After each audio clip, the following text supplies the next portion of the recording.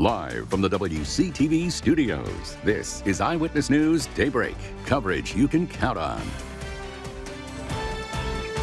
Coming up this morning on Daybreak, residents in one Tallahassee neighborhood concerned after a body is found in the woods. Deputies still searching for clues. Plus, local religious and political leaders joined together saying they will not tolerate racist remarks from a Florida senator. More from Thursday's press conference. And a Georgia woman's Facebook post goes viral, how she and her family are hoping to provide a positive message about co-parenting. A live look at our tower cam this morning. It is a Friday, continued dry out there, but the weekend's coming. Rob's been promising rain.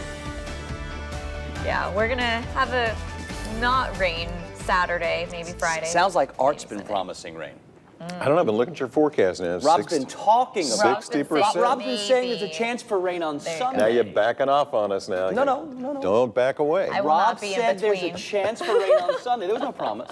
Okay, but a good chance, right? Good chance. I still like our chance. I still think we're going to get wet on Sunday. But that's Sunday. Today's Friday. Before anyone gets confused, direct all inquiries to Art Myers. I am not fielding any complaints nor emails because of what he said. Now, as far as the radar picture goes, I would love to see this guy get more active. Now we need some rain. I think we have real chances by Sunday, but we need a couple of things to happen first. First thing that's got to happen is the upper level winds need to change. It's beginning, but it's still taking a little while. So for today, it's going to be a lot like the past couple of days, and what that means, it's more of the same. Many areas, middle and upper 80s. It all depends on how much cloud cover we're able to get. Again, some lucky spots yesterday. Picked up a few afternoon clouds and kept us in the mid-80s, prevented us from getting too warm out there, although still another day with kind of a summer-like feel. This morning, 61 for Bainbridge and Camilla. It's 63 at St. Mark's and Thomasville. Hey, Perry's at 59. Cross City's at 55. That's a little bit more in tune with where we should be and where I think we're going to get, at least for a day or two, the beginning of next week. Not a lot of wind, so we'll be looking for more fog. Got it in spots like Perry, like Mariana, where the visibility is down to 3 miles. Here's Futurecast. It should take us into Sunday. I don't see a lot of activity today, anything tomorrow. But as we get to early Sunday, a little line of scattered showers. I'm not expecting all-day soakers, but I do think we could get a couple hours where we see some showers, and that will be something. As far as today goes, still more of the same old nothing, except for, of course, the warm. A lot of areas are going to flirt with those upper 80s. We'll break it all down, guys, talk about those rain chances in just a bit.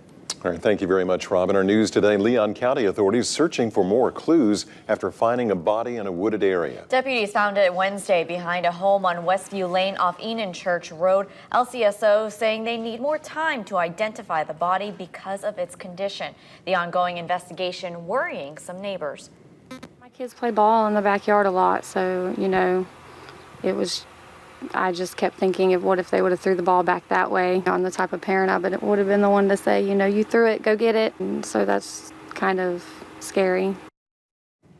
Some neighbors also saying investigators asked them about possibly hearing gunshots a few weeks ago. A Suwannee County man is in critical condition now after crashing his dirt bike. FHP says the crash happened on Thursday afternoon on Northwest 2nd Street near Evelyn Avenue in Live Oak. 23-year-old Masio McKay lost control and got thrown from his bike. A helicopter rushed him to Shands Hospital in Gainesville. Convicted serial killer Gary Hilton filing a new appeal, hoping a judge will overturn his conviction and death sentence. Court papers detail infighting among Hilton's defense team. He's on death row for killing a Crawfordville Sunday school teacher in 2006. His hearings are set for October. That wildfire in the Okefenokee Swamp is growing by a large margin, charring thousands more acres in Florida and Georgia. Forest officials now say more than 25,000 acres of swampland are burning, and they're meeting with landowners near the swamp talking about fire prevention. The call for a Florida lawmaker to step down. I hope that I encourage other people who I'm sure have been denigrated by him to be empowered to come forward. Florida State Senator Audrey Gibson speaking out about racially charged comments aimed at her by fellow Senator Frank Artilles. Local pastors and leaders met Thursday evening calling for his resignation. Well, they held a press conference hoping to let everyone know that his behavior will not be tolerated. Well, our Simone Davis is standing by with more from the meeting. And Simone, what can you tell us about that? Well, there seemed to be a consensus amongst spiritual and political leaders, many in the community calling the behavior unacceptable. Residents saying they expected better from their elected officials and say Senator Artiles needs to be removed. Records show that that lawmakers have not expelled a senator since the 1800s. Some feel that this may be the appropriate time for change. We're not going to allow anyone to insult a senator or a female with those kind of language, and not in the public square. You know, we're just not going to stand for it. Pastors are now planning to have a sit-down outside of Artiles' office at the Capitol next week. And Artiles did apologize on the Senate floor for his remarks on Wednesday. The Senate is reviewing the remarks. Artiles' attorney is asking the Senate and the special master for this case to recuse themselves, and he claims the First Amendment protects Artiles' remarks. All right, thank you very much, Simone, for that update. Appreciate that. Well, charges are now dropped against 3 people stemming from a January protest in Suwannee County. This is footage from that protest. Protesters were trying to stop construction of the Sable Trail pipeline, some even chaining, themselves to a tanker. 3 of the protesters were scheduled for trial next week on trespassing charges. A defense attorney saying the prosecutor is dismissing the charges, citing judicial economy. Some of you may have seen this post on Facebook. It's out of Georgia and has gone viral. It shows a 4-year-old soccer player getting support from her team of parents and step-parents. Now, the woman who posted it actually grew up in Valdosta. Our Nolani Matthews spoke to her and spoke to other families about their posts of the message on co-parenting.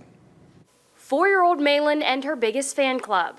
The Facebook post warming the hearts of blended families. It just spoke to me that, you know, one day we can get there, no matter the struggle. Megan Cooper is a newlywed. It's her first time co-parenting. I just thought it was like really inspirational to see, you know, 2 different families coming together for one child. Malin's stepmom, Emily Player, posted the photo, now with tens of thousands of shares and counting.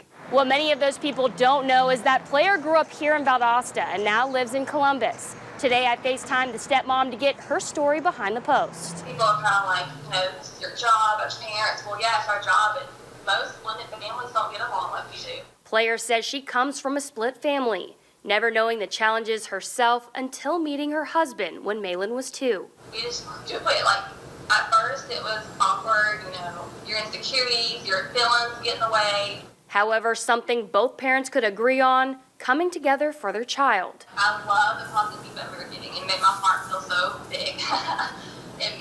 it made me realize, like, what we were doing is the right thing for our child. Malin and her 4 parents forming the ultimate team. In Valdosta, Nolani Matthews, WCTV, Eyewitness News.